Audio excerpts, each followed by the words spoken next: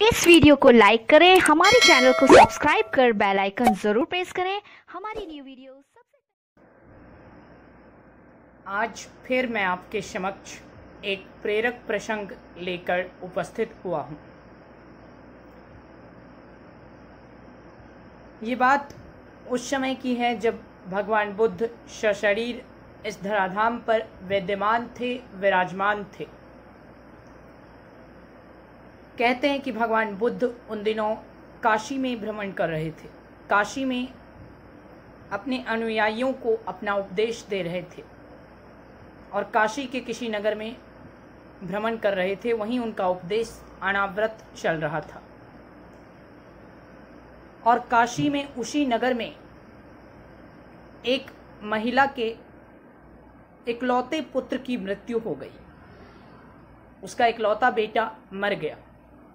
पुत्र से उस महिला को बहुत अधिक स्नेह और मोह था, जिस कारण पुत्र की मृत्यु होने के पश्चात भी उसे इस बात का विश्वास नहीं हो रहा था कि मेरा पुत्र मर चुका है।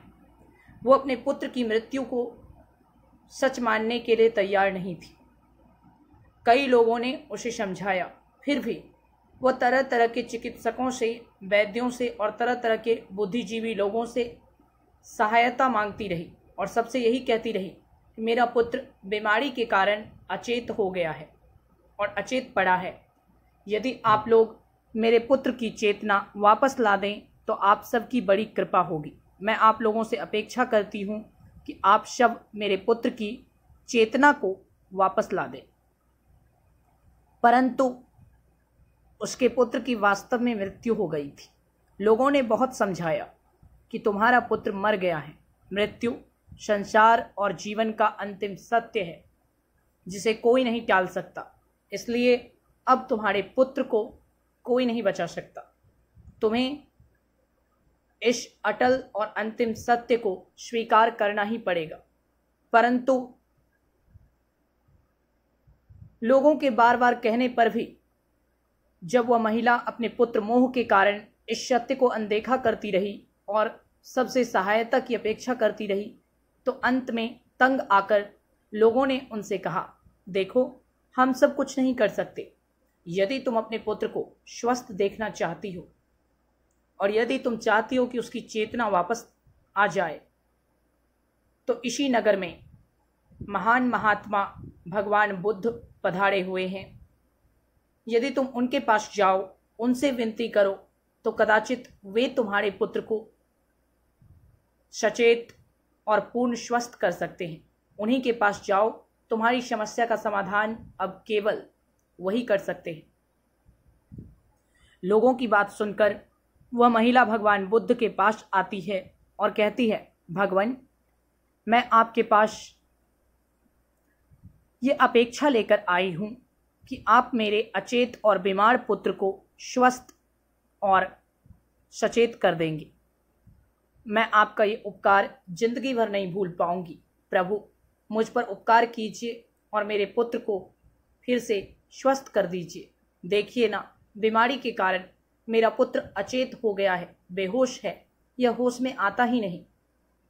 भगवान बुद्ध तो उसे देखते ही समझ गए कि उसके पुत्र की मृत्यु हो चुकी है, परंतु वो जानते थे कि माँ का हृदय पुत्र की मृत्यु को इतनी सरलता से स्वीकार नहीं करता। अपने पुत्र के प्रति अत्यधिक स्नेह और पुत्र मोह के कारण ये महिला अंधी हो गई है और इसीलिए ये स्त्री सच जानते हुए भी सच को स्वीकार नहीं कर पा रही। इसे अब मुझे किसी अन्य शैली में समझाना पड़ेगा। यूँ सोचकर महात्मा बुद्ध ने उस महिला से कहा, हाँ, यदि मैं चाहूँ तो तुम्हारे पुत्र की चेतना वापस ला सकता हूँ। मैं तुम्हारे पुत्र को सचेत कर सकता हूँ, इसे स्वस्थ कर सकता हूँ, परंतु मेरी एक शर्त है।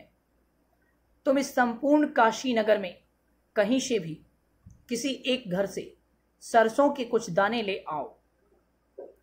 सरसों के दाने लेकर तुम आओगी तो मैं तुम्हारे पुत्र को स्वस्थ कर दूंगा। वो महिला बड़ी प्रसन्न हुई। भगवान, बस इतनी सी बात, सरसों के कुछ दाने, ये तो मैं तुरंत ले आऊंगी। ऐसा कहते हुए वो महिला चल पड़ी। जैसे ही वो महिला चल पड़ी, जाते समय भगवान बुद्ध ने उससे कहा, तनिक ठहरो, मेरी एक बात सुनते जाओ।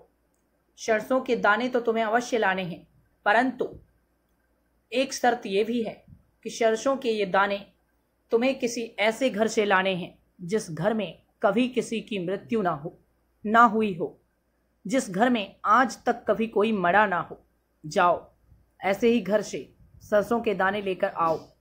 वो महिला पुत्र मोह में अंधी थी, उसे अपनी शुद्ध बुद्ध नहीं थी, इसलिए वह कुछ समझ नहीं पाई और सीधे अति उत्साह में सरसों के दाने की खोज में चली गई। उस नगर में वो बहुत जगह घूमी, बहुतों के घर में गई। सब जगह सरसों के दाने तो उसे मिल जाते, परंतु वो दाने लेते समय जैसे ही लोगों से कहती कि क्या आपके घर में कभी किसी की मृत्यु नहीं हुई है, लोग उसे झल्लाते और कहते, तुम पागल हो क्या? संसार में ऐसा कोई घर ही नहीं जिसमें कभी किसी की मृत्यु ना हुई हो। वो महिला निराश होकर फिर किसी दूसरे व्यक्ति के पास जाती और किसी दूसरे घर को ढूंढने लगती, परंतु यूं ही ढूंढते ढूंढते उसने पूरा काशी नगर छान मारा, परंतु पूरे नगर में ऐसा किसी का घर नहीं मिला जहां कभी किसी की मृत्यु ना हुई हो।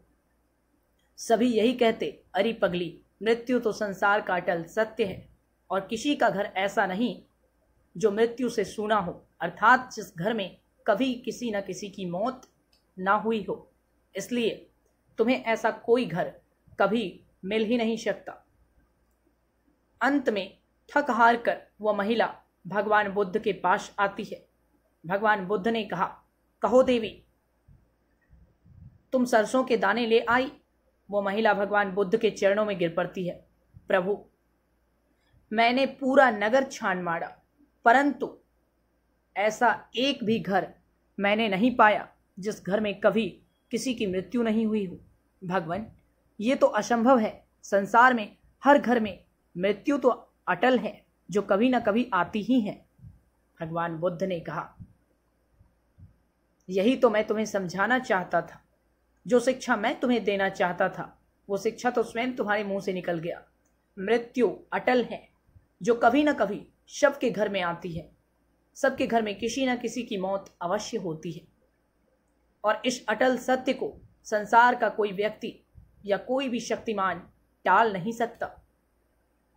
जो मौत हर घर में किसी न किसी रूप में आती है और हर घर में किसी न किसी सदस्य को ले जाती है, जिस मौत से आज तक किसी का घर बचा नहीं है, उस मौत से भला तुम और तुम्हारा घर कैसे बच सकता था? जब मृत्यु अटल है, मृत्यु सबके घर में आती है, तो फिर आज वो मृत्यु तुम्हारे ही घर में आ गई तो इतना आश्चर्य क्यों, इतनी उद्विग्नता क्यों, इतना दुख क्यों, इतनी छटपटाहट क्यों? ये बात स्मरण रखो, मृत्यु ही संसार का अंतिम, अटल और अविस्मरणीय सत्य है, जिसे कभी भूलना नहीं चाहिए। जीवन में यदि हमें सुख और शांति से जीना है तो सदैव स्मरण रखो, मौत आपके सामने खड़ी है। क्योंकि जब व्यक्ति के सामने मौत खड़ी दिखाई देती है, तब वह व्यक्ति कभी भटकता नहीं है। जो व्यक्ति दिन रात मृत्यु को अपनी आंखों के सामने देखता है और यह सोचता है कि उसका हर एक क्षण अनिश्चित है, उसका अगला ही क्षण उसकी मृत्यु का क्षण हो सकता है, सज्जनों, विश्वास कीजिए, वो कभी धर्म, सत्य, न्याय और शांति के मार्ग को छोड़कर अनुचित मार्ग पर नहीं जा सकता। जो मृत्यु के सत्य को याद रखता है, वह कभी नहीं भटकता, अपितु वही स्वयं सुधरकर संसार को भी सुधार सकता है। जय श्री राधे।